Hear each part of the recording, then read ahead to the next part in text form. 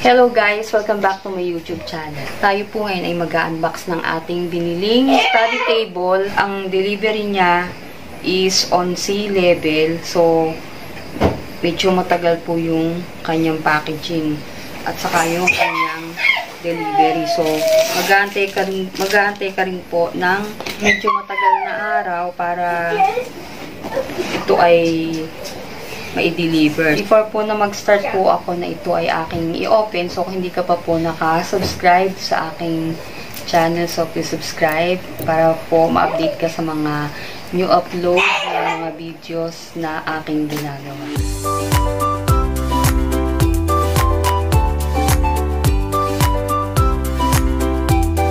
So yun guys, let's start.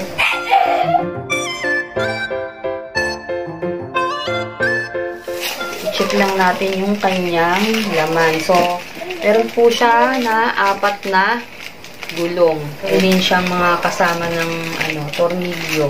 And ito, meron siyang dalawang I think this is a handle. Pero mamaya, titingnan po natin kung ano yung user. And meron siyang panlagay sa, ito sa ibaba. Meron naman siya ditong kung paano siya bubuuin. May step. So, ito yung step niya guys, table. Ito yung inilalagay sa ibaba ng study table. May mga gamit naman siya dito na nakalagay. So, hindi na natin kailangan na mag-provide ng mga tornilyo na gagamitin. At saka yung mga pang-pihit. And ito na yung kanyang paa. So, ito yung paa niya guys. Lagyan na natin dito. Dalawa yung paa niya. Lagyan natin dito. And then, ito yung kanyang table. And then, ito yung kanyang mismong harap. After po na ma-check natin yung ating mga parts ng ating study table, ay umpisa na po natin siyang i-assemble. So, may nakalagay naman dito, number 1. Ilalagay po natin itong kanyang YG. So, may nakalagay naman dito kung ano yung ibig sabihin ng YG. So, siya po ay 2. And then, yung picture, makikita natin dito. So, ito, yung YG niya. And then, ang ating ilalagay na tornilyo sa kanya ay yung 3.2 cm.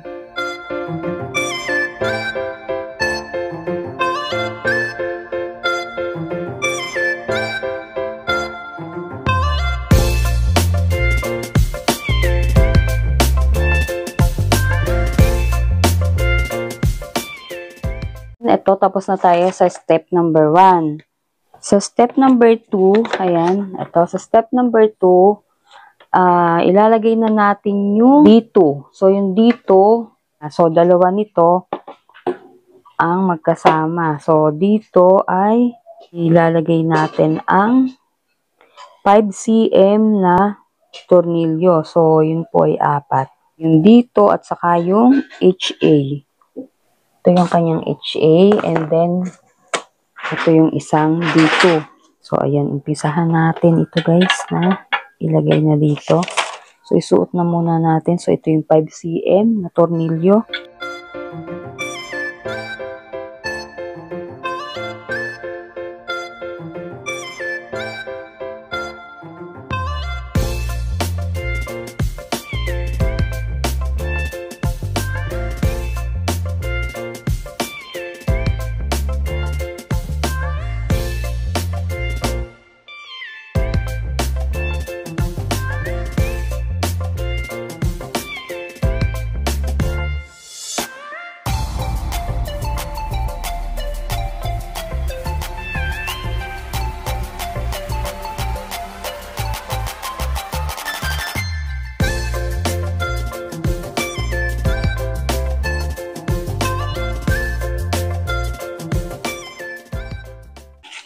Nalagay na natin guys yung kanyang tornilyo dito sa side niya. Ayan. And then, after nito, so ito yung step 2 niya. And then, dito naman tayo sa step 3. So, ang step 3 niya is, ilalagay na natin yung kanyang sahig. So, ito yung HB. So, para ilagay, ay ang gagamitin nating tornilyo ay yung 2cm. So, yun yung maliit. Ito yung step 3 niya. Ilalagay naman natin itong kanyang patungan. Para mailagay natin, ito yung ating titingnan. So, dito meron siyang butas dito sa ilalim. So, siya ay ating susuotan ng kanyang tornilyo. So, dapat magkakaayon. Nakaayon dun sa butas.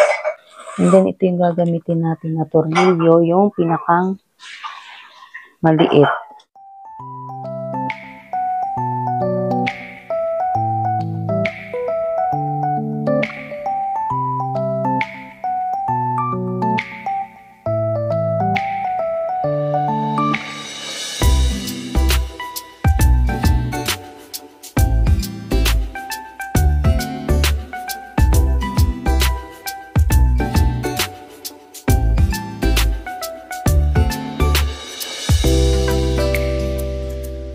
So, nakalagay na. And then, isusunod na po natin itong kanyang step number 4. So, ito ay dito sa ilalim ilalagay. Ang gagamitin dito na tornilyo ay may sukat na 3.5.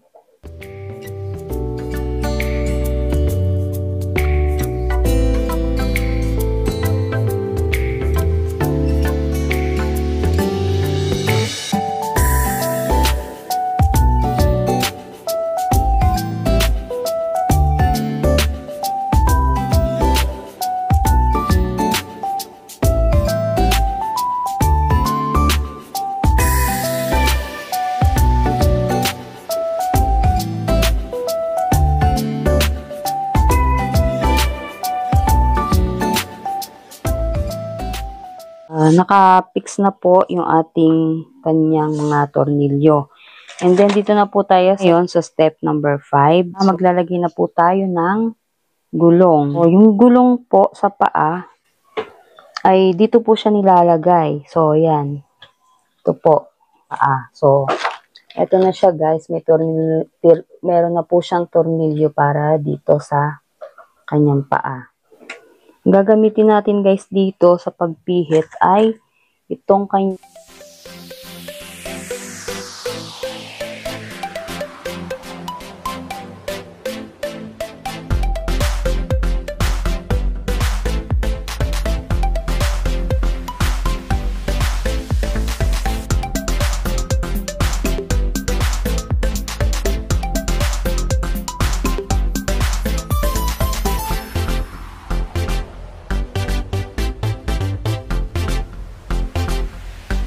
So, ayan guys, natapos na rin natin yung 4 na gulong. So, dito naman po tayo guys sa step number 6. So, dito, ayan, tatayo na yung ating kanyang taas. Ayan, dito.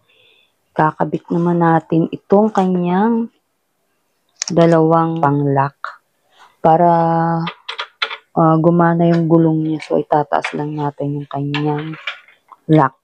Ito, yung lock sa paa.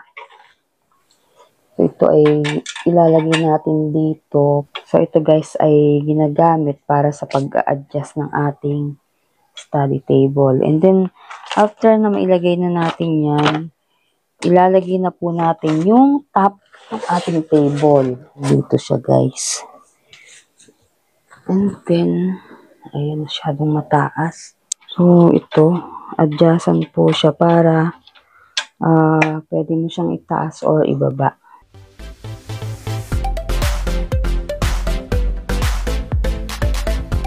Higpitan lang po natin to para siya ay mag-lock. So, ayan guys, nabuo na po natin ang ating study table. Ayan, tamang-tama po ito sa mga nag-work from home. Ayan.